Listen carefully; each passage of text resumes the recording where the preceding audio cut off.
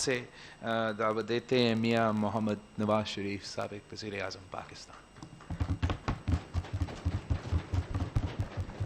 بسم اللہ الرحمن الرحیم۔ محترم جناب آصف علی زرداری صاحب، جناب بلاول بھٹو زرداری صاحب، جناب مولانا فضل الرحمان صاحب، میرے بھائی محمد شہباز شریف صاحب، جناب محمود خان اچکزئی صاحب،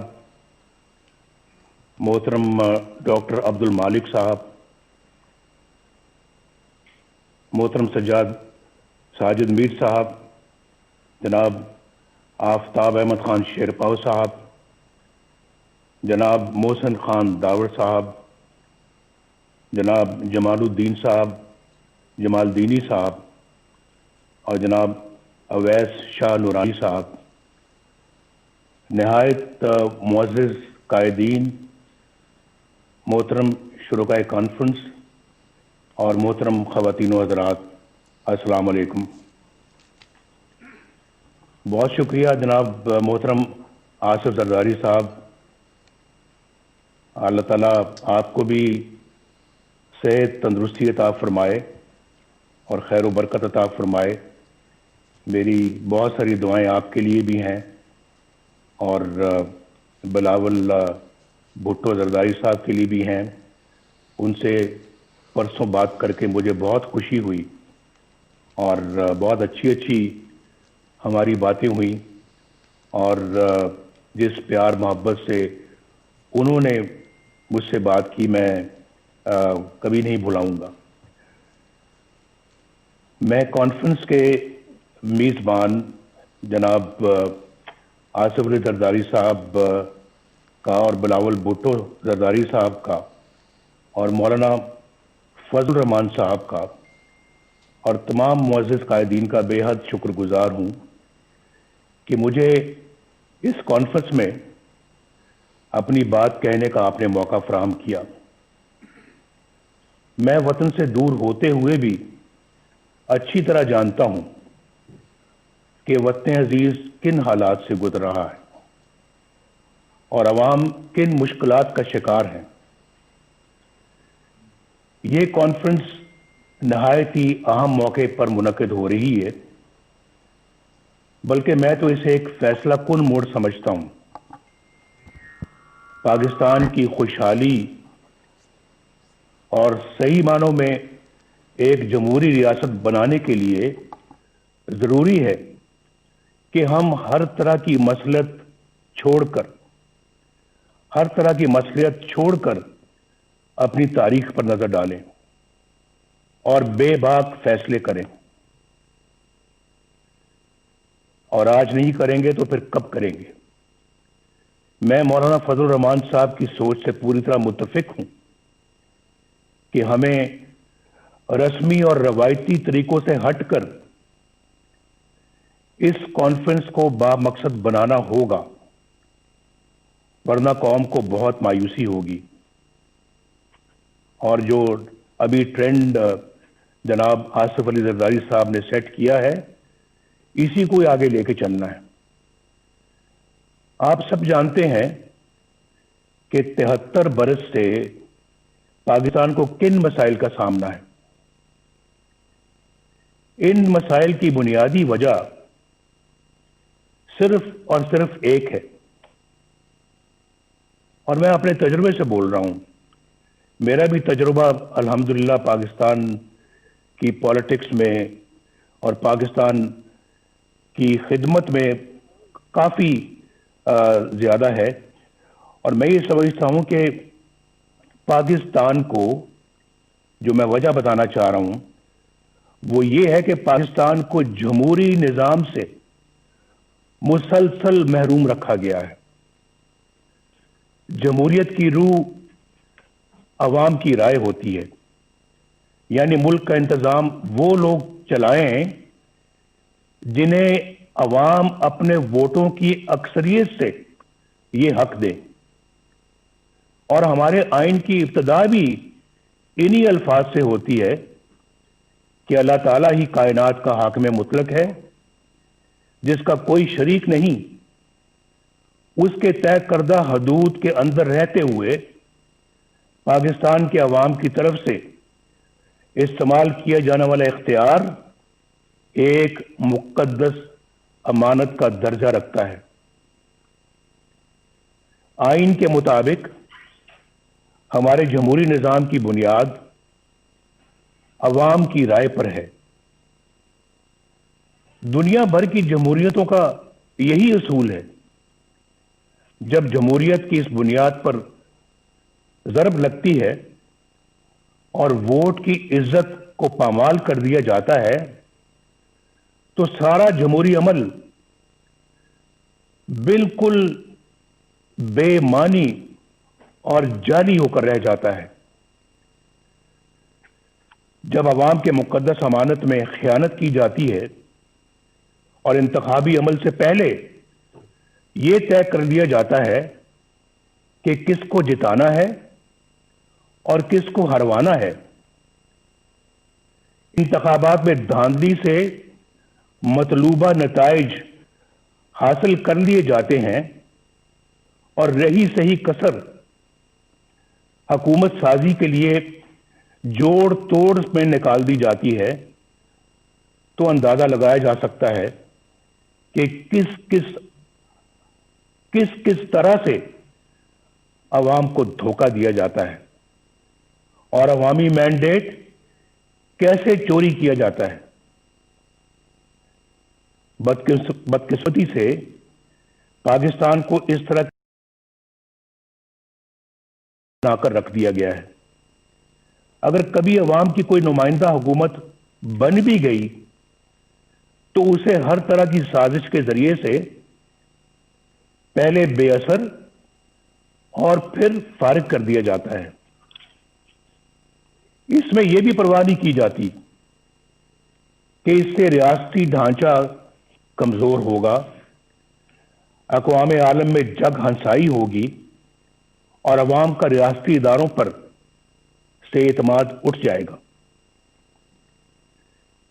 یہ بات پاکستان کے بچے بچے کی زبان پر ہے کہ 73 سالہ تاریخ میں ایک بار بھی کسی منتخب وزیر اعظم کو اپنی 5 سال کی آئینی مدت پوری نہیں کرنے دی گئی۔ ہر ڈکٹیٹر نے اوسطاً 9 سال غیر آئینی طور پر حکومت کی، جبکہ عوام کے ووٹر سے منتخب وزیر اعظم کو اوسطاً 2 سال سے زیادہ کا عرصہ شاید ہی ملا ہو۔ جرنیلوں کی مہم جوئی کو روکنے کے لیے 1973 کے آئین میں آرٹیکل 6 ڈالا گیا، آرٹیکل 6، لیکن اس کے بعد بھی 20 سال جرنیلی آمریت کے نظر ہو گئے۔ خواتین و حضرات اور جناب صدر، جب ایک ڈکٹیٹر کو آئین شکنی کے جرم میں پہلی بار عدالت کے کٹہرے میں لایا گیا تو آپ نے دیکھا کیا ہوا؟ کیا ہوا؟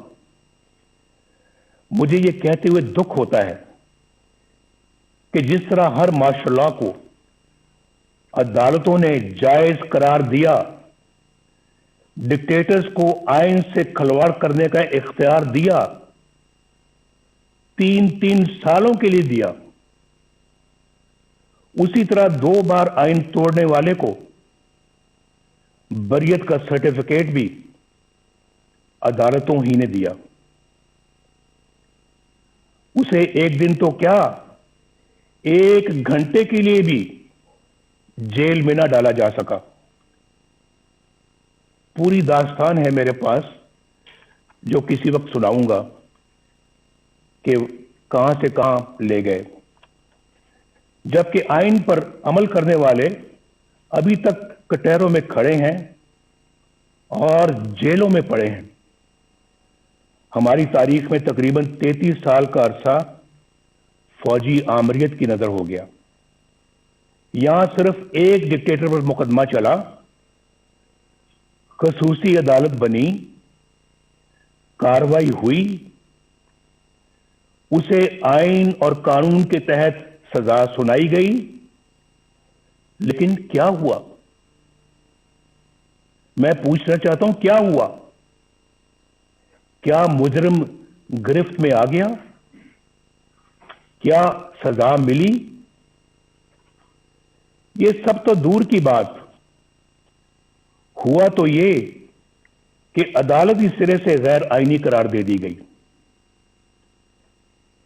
यहां कोई ये अनहोनी बात नहीं, यानी पाकिस्तान में ये कोई अनहोनी बात नहीं कि किसी डिक्टेटर के बड़े से बड़े जुर्म पर भी कोई कार्रवाई ना हो, और अगर हो भी जाए तो कोई उसे छू भी ना सके, और अगर कोई फैसला आ भी जाए तो सिर्फ सजा ही नहीं, अदालत को भी हवा में उड़ा दिया जाए।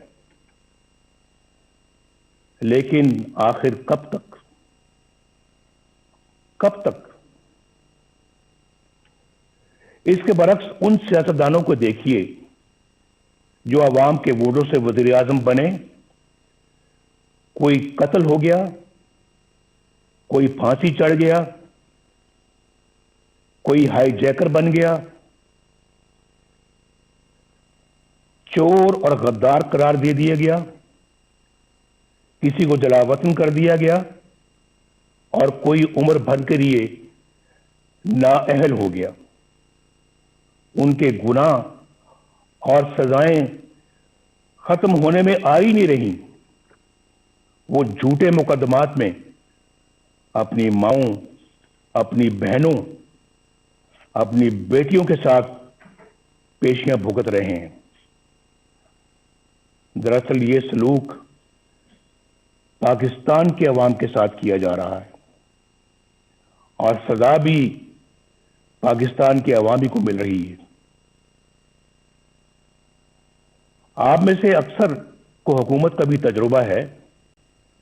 आप जानते हैं कि अवाम की हमायत से कोई जमहूरी हुकूमत बन जाए तो किस तरह उसके हाथ पांव बांध दिए जाते हैं, और किस तरह अवामी नुमाइंदों की तजलील और तहकीर होती है। किस तरह किरदार कुशी का एक मुनज़्ज़म सिलसिला शुरू हो जाता है। किस तरह कौमी मफाद के खिलाफ किसी सरगर्मी की निशानदेही करने पर उन्हें मुल्क दुश्मन और गद्दार करार दे दिया जाता है।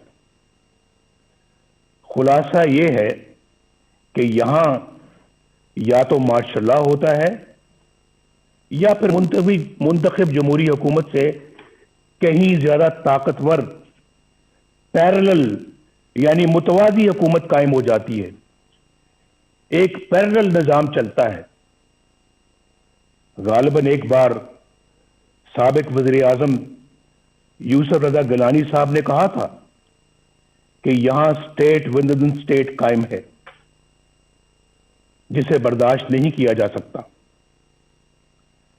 दुख की बात यह है कि अब मामला state with in the state से आगे निकलकर स्टेट अबव द स्टेट तक जा पहुंचा है। अवाम के हक हुक्मरानी को तस्लीम ना करने और नतीजतन मुतवाजी यानी पैरेलल हुकूमत का मर्ज ही हमारी मुश्किलात का और हमारे मसाइल की असल जड़ है। This is the root cause of our problems. ये जड़ है हमारे मसाइल की, और यही वजह है कि आलमी बरादरी में हमारी साख खत्म होकर रह गई। 2018 के इंतखाबात के बाद मुतअद्दिद मुल्की और गैर मुल्की इदारों की तरफ से इंतखाबी अमल की शफाफियत पर सवालात उठाए गए। मैं तो जेल में था, लेकिन खबरें मुझे सब मिलती रही हैं। बाज ने तो उन सीटों की तादाद भी बताई जहां धांधली की वजह से नताइज तब्दील कर दिए गए। उन हलकों की इतनी तादाद है कि अगर उनमें धांधली के जरिए नताइज तब्दील ना किए जाते तो बैसाखियों पर खड़ी ये हुकूमत कभी भी वजूद में नहीं आ सकती थी। आज कौम जिन हालात से दो चार है, उसकी बुनियादी वजह वो लोग हैं जिन्होंने अवाम की राय के खिलाफ नाअहल हुक्मरानों को मुल्क पर मुसल्लत किया। इंतखाबात हाईजैक करके इक़्तिदार चंद लोगों को मुंतकिल कर देना बहुत बड़ी बददियानती और आइन शिकनी है। हम चंद रुपयों की खातिर डाका डालने वालों के लिए तो बड़ी से बड़ी सजा का तकाजा करते हैं, लेकिन अवाम के हकूक पर डाका डालना कितना संगीन जुर्म है, क्या किसी ने सोचा है? मुअज़्ज़िज़ ख़वातीन व हज़रात, क्या मैं ये पूछने की जिसारत कर सकता हूं कि 2018 के इंतखाबात में घंटों आरटीएस क्यों बंद रखा गया? गिनती के दौरान पोलिंग एजेंट्स को क्यों निकाल बाहर किया गया? इंतखाबात में धांधली क्यों कर की गई? किसके कहने पर की गई? किसके लिए की गई? और कौन से मफादात के लिए की गई? इसमें साबिक चीफ इलेक्शन कमिश्नर और सेक्रेटरी इलेक्शन कमीशन को भी जवाब देना होगा, और जो लोग भी धांधली के जिम्मेदार हैं उन सबको हिसाब देना होगा। मोहतरम कायदीन काम, जनाब चेयरमैन, इस नाअहल हुकूमत ने 2 सालों में पाकिस्तान को कहां से कहां पहुंचा दिया है, इसका कोई अंदाजा कर सकता है? पाकिस्तान की मईशत बिल्कुल तबाह हो चुकी है, या जो कहते हैं ना कि पाकिस्तान की मईशत तबाह हो रही है, नहीं, बात उससे बहुत आगे चली गई है। पाकिस्तान की मईशत बिल्कुल तबाह हो चुकी है। 5.8% की शरह तरक्की से आगे बढ़ता हुआ पाकिस्तान आज 0 से भी नीचे जा चुका है। पाकिस्तानी रुपया भारत और बांग्लादेश ही नहीं, अफगानिस्तान और नेपाल से भी ज्यादा नीचे गिर चुका है। जिस महंगाई पर हमने मुकम्मल काबू पा लिया था, वो आज कई गुना बढ़ चुकी है। गरीब और मुतवस्सित घरानों के लिए 2 वक्त की रोटी भी मुहाल हो चुकी है। बिजली और गैस के बिल अब आम आदमी पर बम बनकर गिरते हैं। आप कभी अंदाजा कीजिए, वाकईतन बम बन के गिरते हैं। पिछले 2 सालों में 1.5 करोड़ लोग गुर्बत की सतह से नीचे जा चुके हैं, और 1 करोड़ नौकरियों का झांसा देने वाले 1 करोड़ 20 लाख लोगों का रोजगार छीन चुके हैं। इस नालायक हुकूमत ने हर मामले पर यू टर्न लिया है। आज सरमायाकारी बिल्कुल खत्म हो चुकी है। सी पैक सख्त कंफ्यूजन का शिकार है। कर्जे खत्म कर देने का दावा करने वालों ने 2 साल की कलील मुद्दत में कर्जों में इतना इजाफा कर दिया है कि पिछले तमाम रिकॉर्ड टूट गए हैं। ये मैं फैक्ट्स और फिगर्स से सारी बात बता रहा हूं। और इसके बावजूद कोई एक भी बड़ा तरक्याती मंसूबा शुरू नहीं किया जा सका। वो पाकिस्तान जिसके बारे में बैनुल अक़वामी इदारे ये पेशगोई कर रहे थे कि अगले चंद साल में ये दुनिया की सबसे बड़ी 20 मईशतों यानी G20 में शामिल हो जाएगा, आज मुआशी तौर पर मफलूज होकर रह गया है। یاد رکھیے کہ اگر پاکستان میں ووٹ کو عزت نہ ملی اور قانون کی حکمرانی نہ آئی تو یہ ملک معاشی طور پر مفلوج ہی رہے گا. اور میں کھلے الفاظ میں یہ واضح کر دینا چاہتا ہوں کہ ایسے ممالک اپنے دفاع کے قابل بھی نہیں رہتے، خاص طور پر اس وقت جب آپ کے دشمن آپ کی کمزوریوں کا فائدہ اٹھا رہے ہوں. خواتین و حضرات، ملک بدامنی، افراتفری اور جرائم کا گڑھ بن چکا ہے. آئے دن ایسی پریشان کن خبریں آتی رہتی ہیں جن سے عوام کو امن و امان سے متعلق درپیش پریشانیوں کا اندازہ بخوبی لگایا جا سکتا ہے. شیخوپورہ سیالکوٹ روڈ پر قوم کی ایک بیٹی کے ساتھ پیش آنے والا واقعہ دل دہلا دیتا ہے. اس آنے کے بعد مزید تکلیف کا باعث اس سنگ دل پولیس افسر کا ہے جو بنیادی انسانی اقدار سے بھی محروم ہے.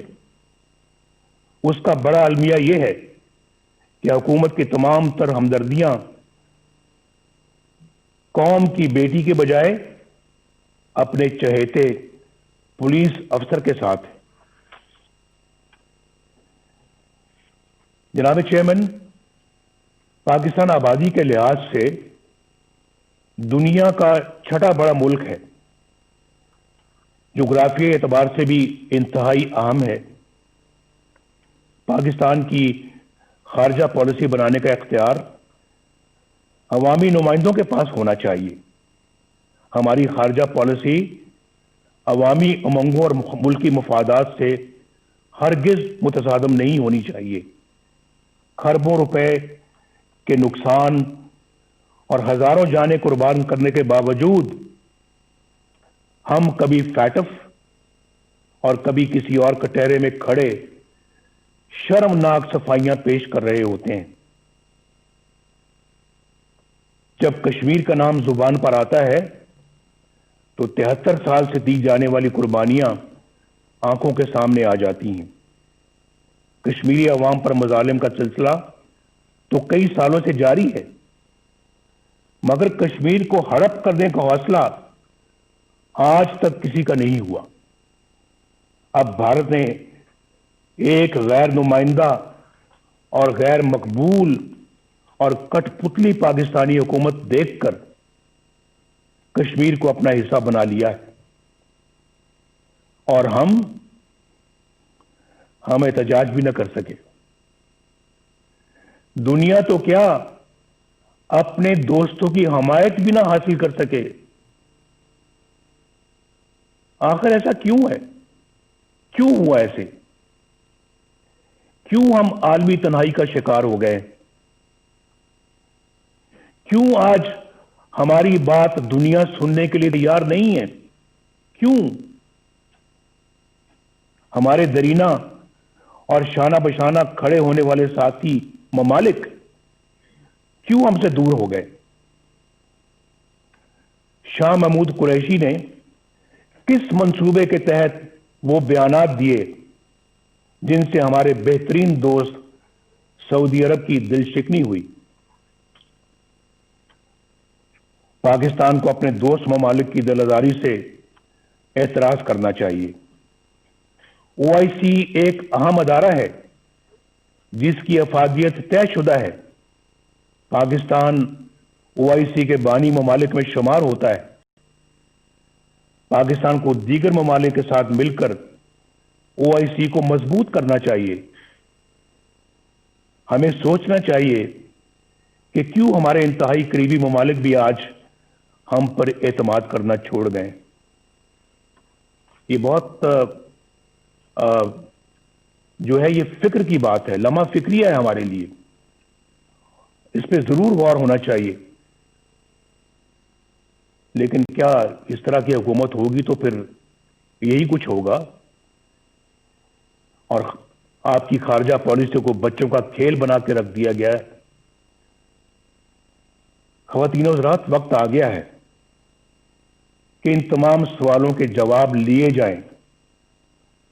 اگر اس کانفرنس میں پیپلز پارٹی سے تعلق رکھنے والے دو وزیر اعظم جناب یوسف رضا گیلانی اور جناب راجہ پرویز اشرف صاحب موجود ہیں تو وہ اچھی طرح جانتے ہیں کہ سول حکومت کے گرد کس طرح کے شکنجے کس دیے جاتے ہیں، کس طرح ایسی کارروائیاں ہو جاتی ہیں جن کا وزیر اعظم کو علم ہی نہیں ہوتا۔ خود محترم زرداری صاحب کو بھی اس کا علم ہے کہ نہ وزیر اعظم کو نہ صدر کو علم ہوتا ہے، اور پھر ان کارروائیوں کی بھاری قیمت ریاست کو ادا کرنی پڑتی ہے۔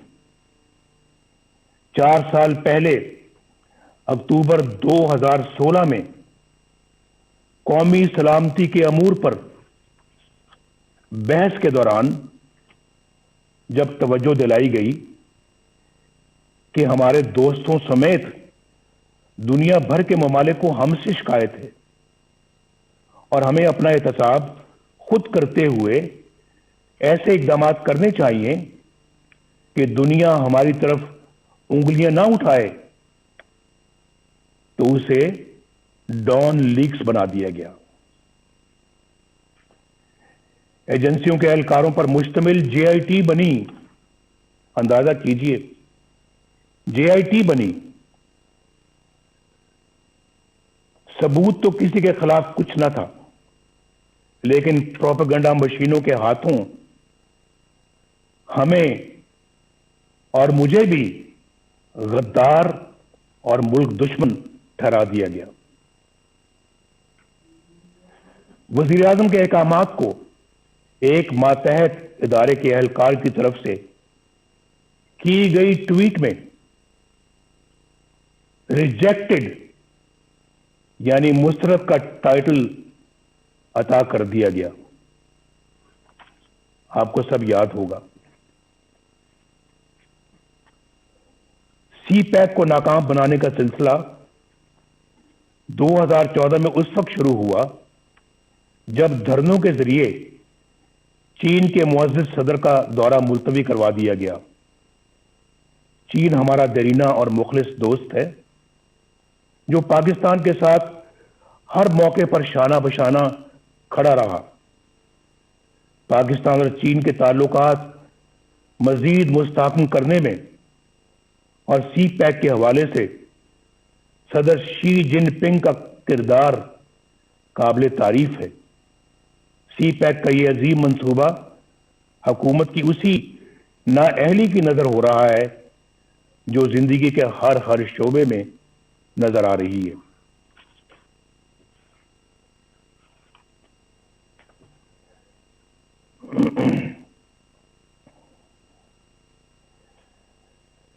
اگر میں یہ کہوں تو بے جانا ہوگا کہ سی پیک کے ساتھ پشاور کی بی آر ٹی جیسا سلوک ہو رہا ہے، جہاں کئی سال بیت گئے، منصوبے سے کئی گنا زیادہ رقم غرق ہو چکی، مگر نتیجہ آج بھی نظروں سے اوجھل ہے۔ آئے دن کبھی دوران سفر بسوں میں آگ لگ جاتی ہے تو کبھی بارش ناقص تعمیر کا پول کھول کر رکھ دیتی ہے۔ یہاں نیب کے کردار کا جائزہ لینا بھی ضروری ہے۔ سچی بات تو یہ ہے کہ ایک ڈکٹیٹر کے بنائے ہوئے اس ادارے کو برقرار رکھنا ہماری غلطی تھی، لیکن یہ بھی سچ ہے کہ ہم نے کبھی نہیں سوچا تھا کہ یہ ادارہ اس حد تک گر سکتا ہے۔ یہ ادارہ نہیں بلکہ اندھے حکومتی انتقام کا اعلی کار بن چکا ہے۔ اس کے کئی سینئر اہلکاروں کے گھناؤنے کردار فاش ہو چکے ہیں۔ اس ادارے کا چیئرمین جاوید اقبال اپنے عہدے اور اختیارات کا انتہائی نازیبا اور مذموم استعمال کرتے ہوئے پکڑا جاتا ہے۔ मगर ना तो कोई इंक्वायरी होती है, ना एक्शन लिया जाता है, और ना ही शफाफियत के दावेदार इमरान खान पर कोई जूं रीतती है। उसके बावजूद ये शख्स डिटाई से अपने ओहदे पर विराजमान इंतकाम के एजेंडे पर धड़ल्ले से अमल करता है। लेकिन बहुत जल्द इंशाअल्लाह इन सब का यौम हिसाब आएगा इंशाअल्लाह। बैनुल अक़वामी इदारे और हमारी आला अदालतें नैब के मनफी किरदार पर बड़ी वाज़ेह राय दे चुकी हैं।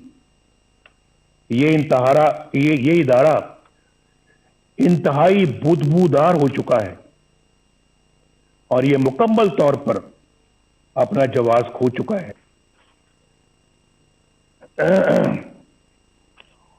ऑपोजिशन के लोग इसका निशाना बने हुए हैं, जो अपने घर की खवातीन के साथ नैब के दफ्तरों, अदालतों और जेलों में रुल रहे हैं।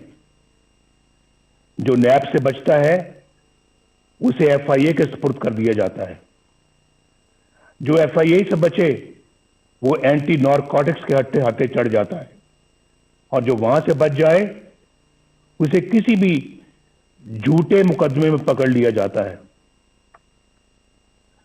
2018 में सेनेट के इंतखाबात से कुछ अरसा पहले खवातीनों हज़रात एक मज़मूम साजिश की गई। मैं आपकी तवज्जो मबजूल करा रहा हूं। उस मज़मूम साजिश के जरिए बलोचिस्तान की सूबाई हुकूमत गिरा दी गई।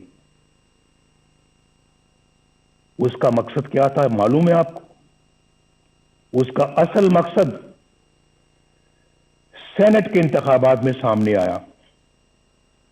उस साजिश के किरदारों में लेफ्टिनेंट जनरल आसिम सलीम बाजवा, जो उस वक्त वहां के कोर कमांडर थे, सदर्न कमांड के कमांडर थे, उनका नाम भी आता है। ये वही जनरल आसिम सलीम बाजवा हैं जिनके खानदान की बेपनाह दौलत और दुनिया भर में फैले हुए असासों की तफसीलात पूरी कौम के सामने आ चुकी हैं। उन हकाइक को ना सिर्फ छुपाया गया बल्कि मुबैना तौर पर SCCP के सरकारी रिकॉर्ड में रद्दो-बदल भी की गई। 15-20 साल के अरसे में अरबों रुपए के ये सासे कहां से बन गए, ये पूछने की किसी की मजाल नहीं। मीडिया पर खामोशी छा गई। ना नैब हरकत में आई, ना किसी अदालत ने नोटिस लिया, ना कोई JIT बनी और ना कोई रेफरेंस दायर हुआ, ना कोई मॉनिटरिंग जज बैठा, ना कोई पेशी हुई, ना कोई सजा। अंदाजा लगाइए बाप, एहतसाब का नारा लगाने और NRO ना देने के बड़े बड़े दावे करने वाला इमरान खान, उन्होंने भी इस एहसासों के जराए पूछने की जरूरत तक न की, बल्कि एक पल में उन्हें ईमानदारी का सर्टिफिकेट जारी कर दिया गया। ये सारा कुछ आपके सामने हुआ है। मीडिया पर पहली बार इस स्कैंडल का जिक्र उस वक्त हुआ जब जनरल आसिम सलीम बाजवा तरदीद के लिए खुद टीवी पर आए। इस हुकूमत के 2 सालों में यह कोई पहला माली बदनवानी का स्कैंडल नहीं। यहां कई इंतहाई संगीन स्कैंडल सामने आ चुके हैं जिनका नुकसान बराह रास्त गरीब आवाम को पहुंचा।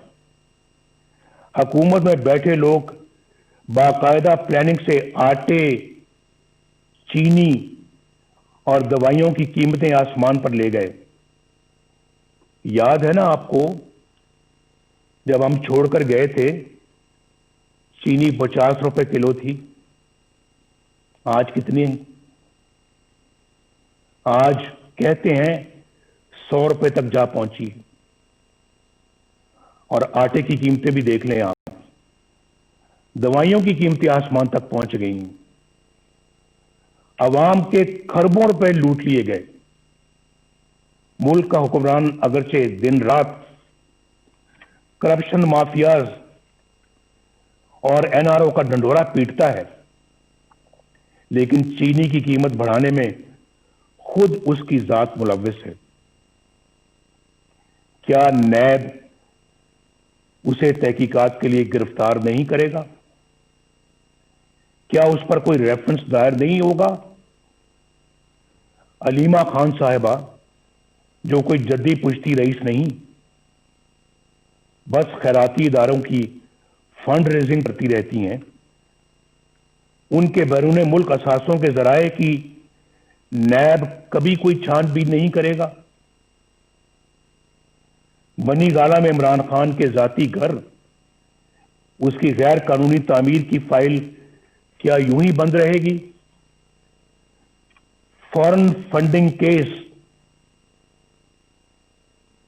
جس میں بے شمار مالی بے ضابطگیاں ہیں اور کرپشن ہے, جن کی گواہی خود پی ٹی آئی کے رہنما دے رہے ہیں. اتنے سال گزر جانے کے باوجود کیا الیکشن کمیشن ان پر کوئی فیصلہ نہیں کرے گی؟ یہ بڑے ایسے جاندار سوالات ہیں جن کا آج تک کوئی جواب سامنے نہیں آیا. ہم کب تک انتظار کریں گے؟ کیا ان تمام لوگوں پر کوئی فوجداری مقدمہ قائم نہیں ہوگا؟ کیا بنی گالہ میں زمین کی خرید کی منی ٹریل پر کوئی جے آئی ٹی نہیں بنے گی کہ یہ اتنی بڑی جائیداد کہاں سے بنی اور کیسے بنی؟ اس میں بہت کرپشن اور شکوک و شبہات ہیں. کل اسمبلی اراکین کے ٹیکس گوشواروں کی تفصیل سامنے آئی. عمران خان نے اربوں روپے کی جائیداد رکھتے ہوئے بھی 2,83,000 روپے کا ٹیکس دیا ہے. سوال یہ ہے کہ جب آمدنی اتنی قلیل ہے, اتنی کم ہے, تو آپ کے لاہور زمان پاک کے گھر پر خرچ ہونے والے کروڑوں روپے کہاں سے آئے؟ یہ بتانا ہوگا. کیا نیب ان آمدن سے زیادہ اثاثوں پر کوئی ایکشن نہیں لے گا؟ احتساب کے اداروں کو اپوزیشن کے سوا کسی کے احساس سے نظر نہیں آتے اور نہ ہی کسی کی آمدنی کے ذرائع. ریاست مدینہ تو بہت بلند و برتر مثال ہے. قانون و انصاف کا ادنا سا معیار رکھنے والی ریاست میں بھی ایسا نہیں ہوتا. کیا کچھ لوگ اس دورے معیار کی وجہ سے کسی جرم کے بغیر سزائیں پاتے رہیں گے اور کچھ لوگ سب کچھ کر کے بھی بے گناہی اور معصومیت کے سرٹیفکیٹ حاصل کرتے رہیں گے؟ قوم کب تک دیکھنے اور جاننے کے باوجود خاموشی سے یہ سب کچھ سہتی رہے گی؟ کیا ہم ایسا پاکستان اپنی آنے والی نسلوں کے لیے چھوڑنا چاہتے ہیں؟ فیصلہ کر لیں آج. کیا ہم ایسا پاکستان اپنی آنے والی نسلوں کے لیے چھوڑنا چاہتے ہیں؟ میں تو کہوں گا نہیں, ہرگز نہیں, کبھی بھی نہیں, کبھی بھی نہیں. مجھے ایک بڑا پرانا ایک شعر یاد آ رہا ہے.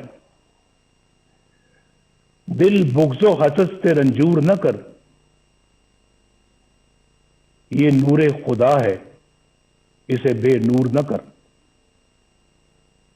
نا اہل و کمینہ کی خوشامد سے اگر جنت بھی ملے تجھ کو تو منظور نہ کر.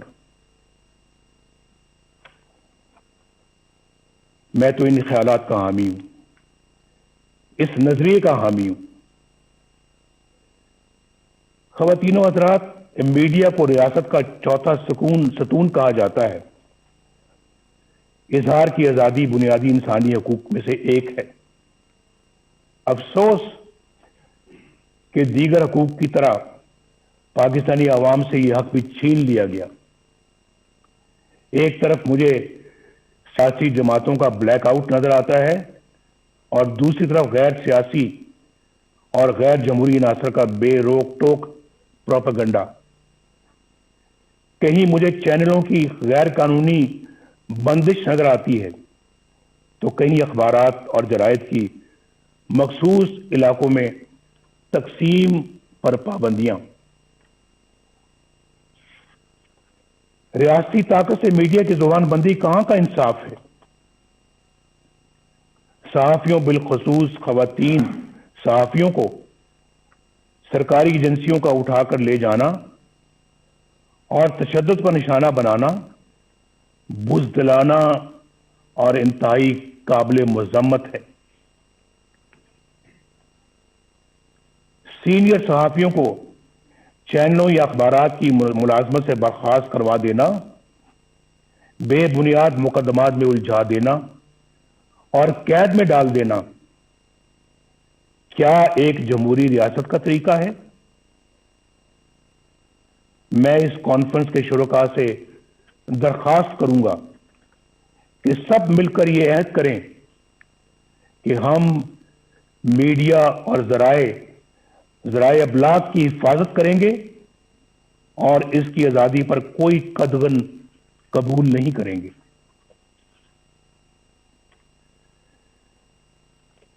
خواتین و حضرات, محترم چیئرمین بلاول بھٹو صاحب,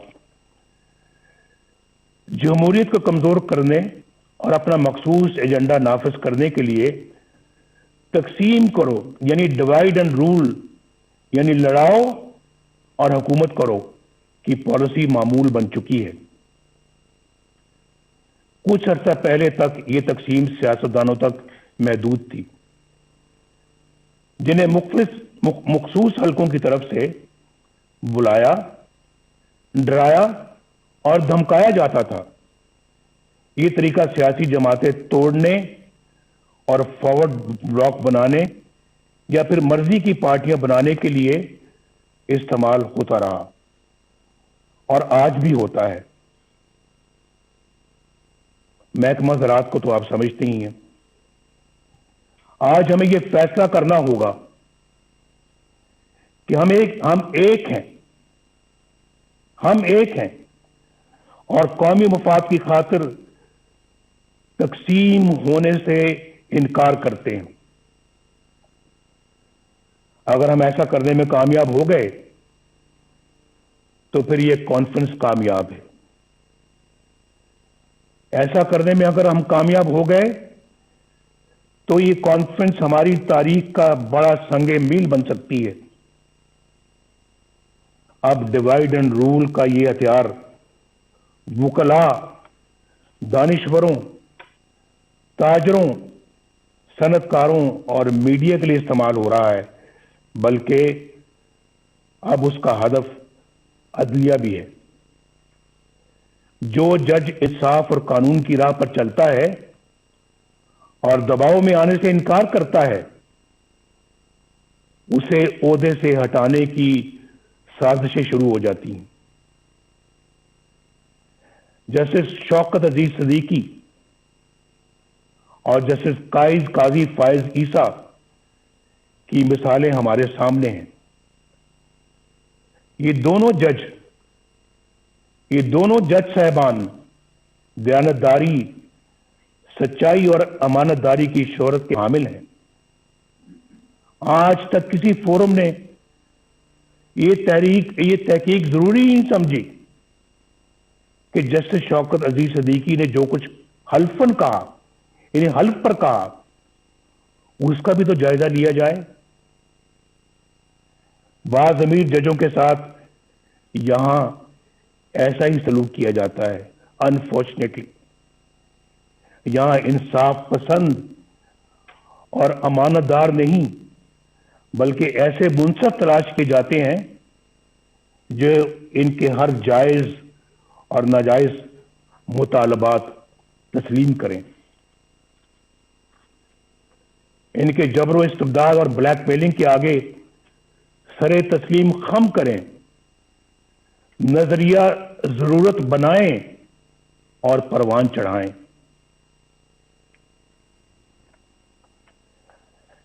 آئین کو سیبوٹاج کرنے والے ڈکٹیٹروں کے اقدامات کو قانون کا جامہ عطا کریں، ان کے گلے میں ہار پہنائیں، ان کو ویلکم کریں، خوش آمدید کہیں ان کو. آپ نے تو بہت اچھا کام کیا ہے، آپ کی تو ضرورت تھی آج، یہ تو کام بہت پہلے ہو جانا چاہیے تھا، آپ نے ماشاءاللہ لیٹ لگایا ہے، یہ پہلے لگانا چاہیے تھا. سب سے پہلے پلیٹ میں پھول لے کر ان کو پیش کیے جاتے رہے ہیں، اور پھر آرٹیکل 6 جیسے سنگین جرم کے ملزم کو آئین میں ترمیم کا اختیار عطا کیا جاتا ہے. یہ سب تماشا آپ نے اپنی آنکھوں سے دیکھا ہے. اس کے باوجود یہ سب کچھ دوبارہ کہنے کی نوبت آ رہی ہے. یعنی یہ سب کچھ ہو رہا ہے اور عوام کے منتخب وزیر اعظم کو پھانسی دیں، جیلوں میں ڈالیں، جلا وطن کریں اور ان کو اور ان کے خاندان کو ذلیل و رسوا کریں. اس کانفرنس کو آئین کی حکمرانی اور ووٹ کی عزت کے تحفظ کے لیے آج ایک جامع لائے عمل تجویز کرنا چاہیے. اگر میثاق جمہوریت کی بنیاد پر کسی نئے میثاق کی تشکیل ضروری ہو تو اس پر غور کیا جانا چاہیے. متوازی یعنی پیرل حکومت کی بنیادی مسئلے کو حل کرنے کے لیے ٹھوس حکمت عملی بنائی جائے.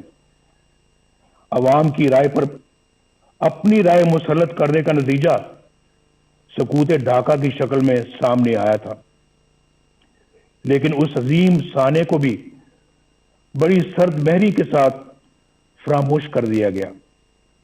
میری تجویز ہے کہ یہ کانفرنس حمود الرحمان کمیشن کی سفارشات کو عوام کے سامنے لائے. بہت دفعہ اس کا ذکر ہو چکا ہے اور بار بار ہو چکا ہے، کئی سالوں سے ہو رہا ہے، کئی دہائیوں سے ہو رہا ہے، لیکن میرا خیال ہے کہ آج انہیں عملی جامہ پہنانے کا عہد کرنا چاہیے اور اسے اپنے ایجنڈے کا حصہ بنانا چاہیے. اس طرح کے ٹھوس اقدامات ہی سے ملک کو اس دلدل سے نکالا جا سکتا ہے. اس وقت ہماری اولین ترجیح اس غیر نمائندہ اور نااہل اور سلیکٹڈ حکومت اور اس سے کہیں زیادہ اہم اس نظام سے جس کا میں نے ذکر کیا ہے، اس سے نجات حاصل کرنا ہے. عمران خان ہمارا ایز سچ ہدف نہیں ہے، ہمارا مقابلہ عمران خان سے نہیں ہے. یہ میں الیکشن سے پہلے بھی کہہ چکا تھا اور آج بھی کہہ رہا ہوں. آج ہماری جدوجہد عمران خان کو لانے والوں کے خلاف ہے اور ان کے خلاف ہے جنہوں نے اس طرح انہیں الیکشن چوری کر کے اس طرح کے نااہل بندے کو اس جگہ پر لا کر بٹھایا ہے اور ملک کو برباد کر دیا ہے. یہ ملک ہمیں تمام چیزوں سے زیادہ عزیز ہے، جس نے عوام اور اپوزیشن کے ساتھ ساتھ اچھی شہرت کے حامل جج صاحبان کو بھی نشانہ بنا لیا ہے. یہ تبدیلی عمل میں نہ آئی تو یہ نااہل اور ظالمانہ نظام ملک کو ناقابل تلافی نقصان پہنچا دے گا. ہمیں یہ بھی نہیں بھولنا چاہیے کہ ہمارے دشمنوں کے عزائم کیا ہیں उनके अज़ाइम को नाकाम बनाने के लिए मजबूत मईशत के साथ साथ मजबूत दिफाई निज़ाम की भी ज़रूरत है। हमने पहले भी इस मुल्क को अल्हम्दुलिल्लाह एटमी कुव्वत बनाया है और हर वो ज़रूरत पूरी की है जिसके लिए हमारे दफा को ज़रूरत थी। हमारी कौमी सलामती के लिए ज़रूरी है कि हम अपनी मईशत के साथ साथ अपनी मुसल्लह अफवाज को भी मजबूत से मजबूत तर बनाएं। हमने इस काम में माजी में भी कभी कोई कसर नहीं छोड़ी, कोई कोताही नहीं की और आइंदा भी हमारी ये तरजीह रहेगी। हमारे दफा की मजबूती और कौमी सलामती के लिए सबसे अहम ये है कि हमारी मुसल्लह अफवाज आईने पाकिस्तान अपने दस्तूरी हल्फ और कायद आज़म की तलकीन के मुताबिक खुद को सियासत से दूर रखें और अवाम के हक़ हुक्मरानी में मुदाखलत न करें। किसी के कहने पे प्राइम मिनिस्टर हाउस के गेट फलांकर प्राइम मिनिस्टर हाउस में दाखिल होकर प्राइम मिनिस्टर को गिरफ्तार न करें, बंदूक की नोक पर गिरफ्तार न करें। ऐसा इन आंखों ने देखा है, उसका मुशाहिदा किया है। वो मंजर मेरी आंखों के सामने रहते हैं और बड़ा दुख होता है कि हमने अपने मुल्क को क्या बना दिया है, एक तमाशा बना दिया है, अपनी नजरों में भी और दुनिया की नजरों में भी। जनाब चेयरमैन और मुअज़्ज़िज़ ख़वातीनो हज़रात, आखिर में मैं आपको यकीन दिलाता हूं कि APC इत्तफ़ाक़ राय से जो भी हिकमत अमली और लाए अमल तरतीब देगी, मुस्लिम लीग नून उसका भरपूर साथ देगी। शहबाज शरीफ साहब यहां पर बैठे हैं, हमारी पार्टी के दीगर कायदीन बैठे हैं, इंशाअल्लाह हम भरपूर साथ देंगे और एक सेकंड के लिए भी पीछे नहीं हटेंगे। मैं अपनी ये गुजारिश एक बार फिर दोहराना चाहता हूं कि APC रवायत से हटकर हकीकी तब्दीली के लिए ठोस और मुअस्सर इक़दामात तजवीज़ करे। हमारे कई दोस्त आज कैदोबंद की सौबतें काट रहे हैं। जनाब खुर्शीद शाह साहब, कोरोना में मुब्तला हमजा शहबाज शरीफ साहब, मीर शकील रहमान साहब और दीगर साथी नाकर्दा गुनाहों की सजा में जेल काट रहे हैं। हमारा मकसद बड़ा है। कल यही कुर्बानियां हमारी नई सुबह की अहसास और हमारी मंजिल के हसूल का इंशाअल्लाह बाइस बनेंगी। मैं आप सब कायदीन का बेहद शुक्रगुजार हूं और अपने मेज़बान जनाब बिलावल भुट्टो जरदारी साहब का भी दिल की गहराइयों से शुक्रिया अदा करता हूं कि मुझे आपने अपनी गुजारिशात पेश करने का मौका दिया। मेरी और पूरी कौम की दुआएं आपके साथ हैं। अल्लाह हाफिज। पाकिस्तान पाइंदाबाद।